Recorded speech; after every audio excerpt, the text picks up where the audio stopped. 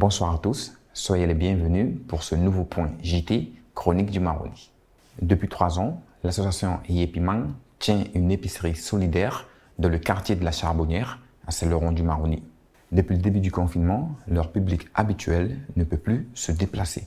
L'association a donc mis en place un système de tournée qui leur permet de livrer des colis solidaires à ces personnes particulièrement vulnérables, car pour la plupart non recensées. Donc, du coup, on est là vraiment pour venir en aide aux plus démunis. On existe depuis 2007, c'est vrai qu'on n'est pas connu, on ne se montre pas trop, mais on est là, on travaille dans les coulisses. Du coup, on a une épicerie solidaire qui se trouve au niveau de la Charbonnière, vraiment dans la cité Flamboyant, parce qu'on n'a pas de local.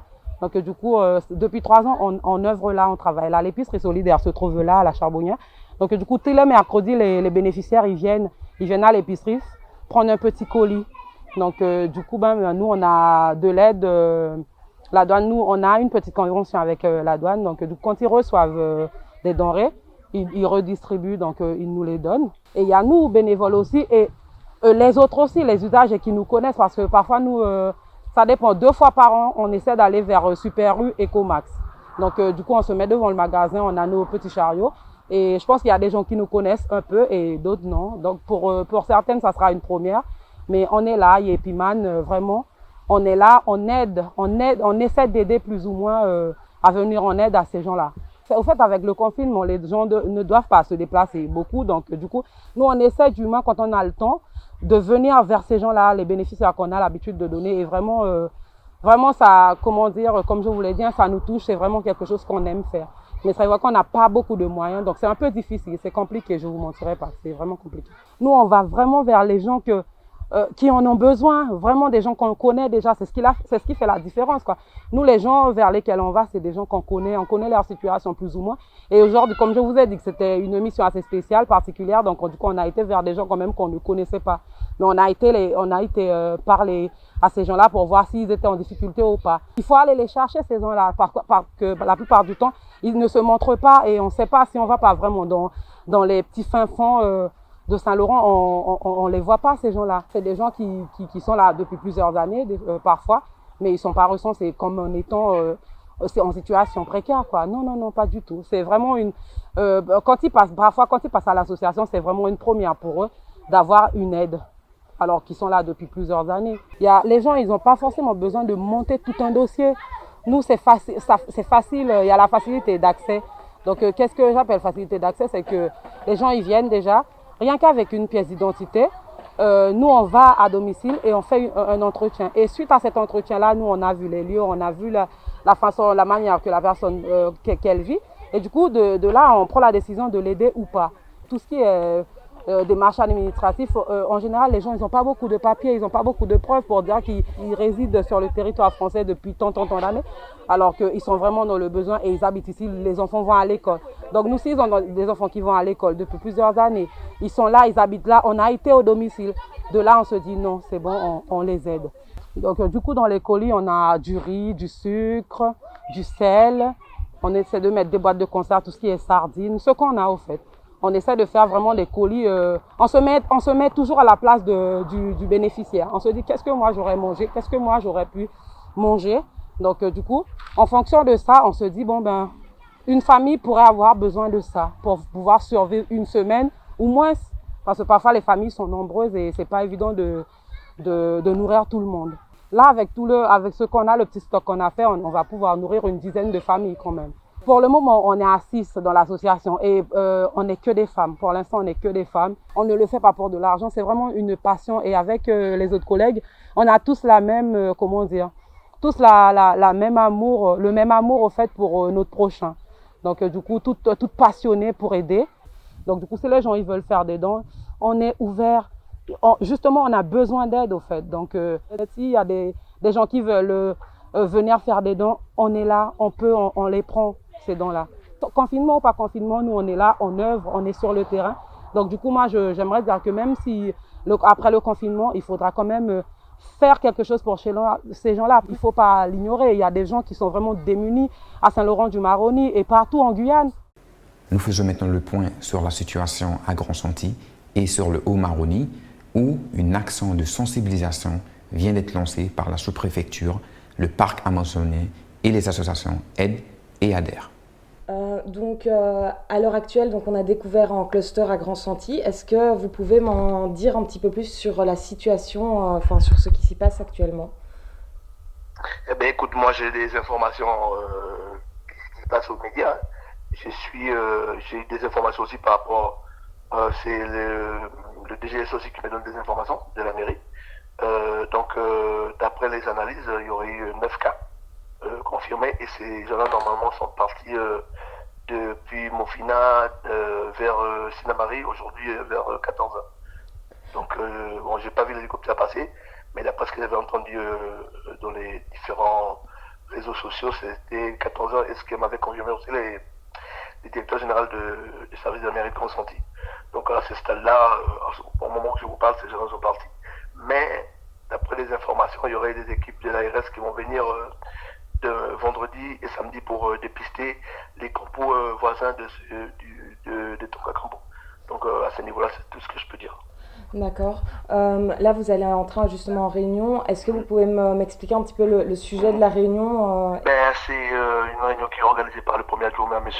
Alain Renaud, et le centre de santé. Donc nous, on est conviés à la réunion avec mon équipe ici présent.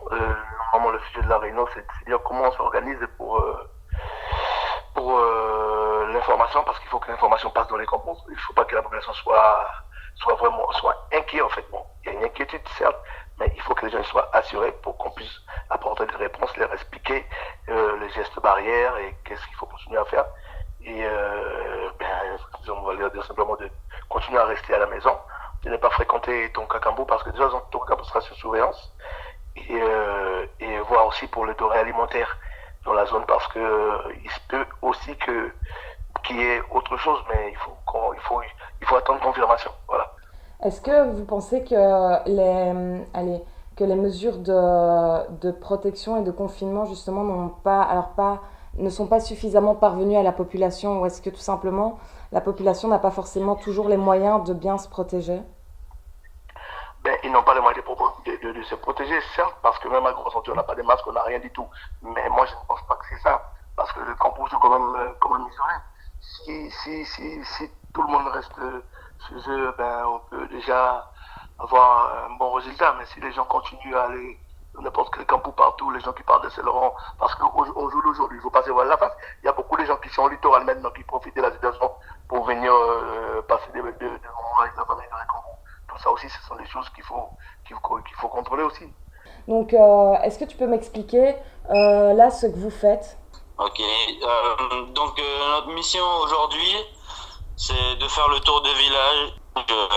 Les petits campus, on dit, c'est les sortes de petites maisons qui sont vraiment en dehors des villages aussi, et de parler avec toute la population, que ce soit jeune ou vieux, pour leur expliquer ce que c'est le Covid, la prévention sur le Covid-19, pour comment on attrape, comment on peut faire pour ne pas l'attraper, et qu'est-ce qu'il faut faire si on attrape le Covid-19. Et cette action, elle est menée, elle est à l'initiative de qui? Moi, j'ai eu l'idée tout en premier, en discutant avec le sous-préfet, M. Frédéric Bouteille, et après, c'est eux qui ont financé tout ça, quoi. Est-ce que c'est la première fois qu'ils entendent parler du Covid-19? Non, c'est pas la première fois, mais mine de rien, dans certains villages, des tout petits villages avec 2-3 maisons, il y a des anciens qui ne sont pas au courant du confinement et qui ne savent pas qu'il y a le Covid-19. Donc là, on les a dit ce qui se passait. Et du coup, là, ils nous ont remerciés parce qu'ils n'étaient pas au courant du virus qui traînait en ce moment, quoi. Est-ce que les gens du Haut-Maroni sont inquiets que cette situation se propage justement?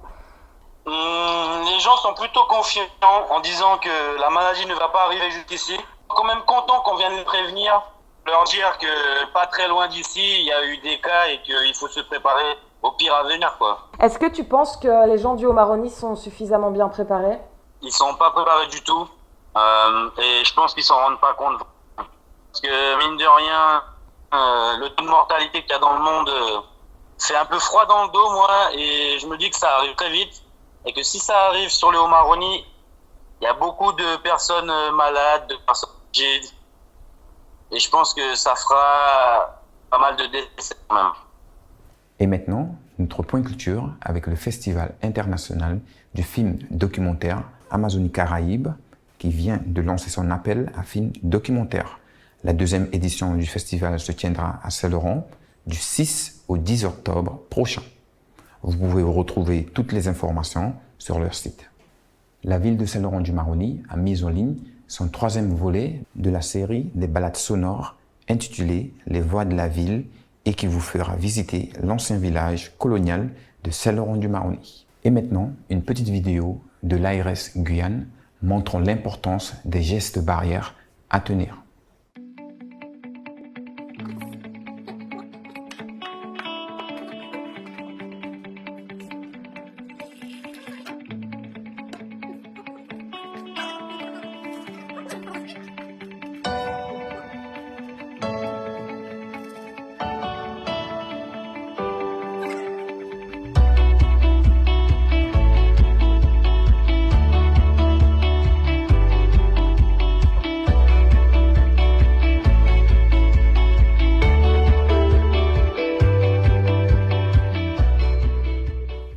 C'est la fin de notre JT Chronique du Maroni.